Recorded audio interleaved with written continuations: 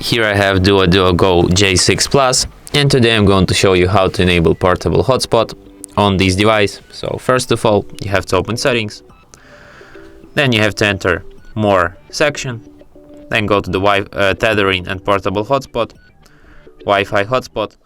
You can switch your hotspot here.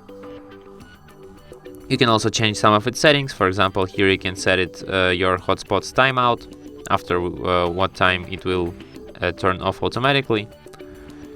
Here you can select its VPS connect.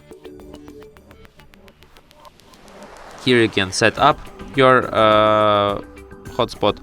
You can change its name, you can select its security protocol, you can change its password, you can reset its OOB settings, and you can also set a maximum amount of connections here.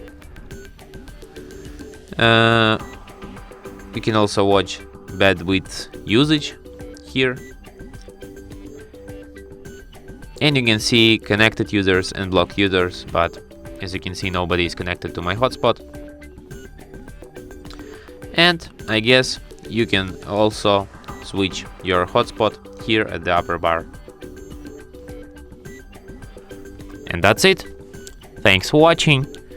If you find this tutorial useful, don't forget to hit that like button and subscribe to our channel.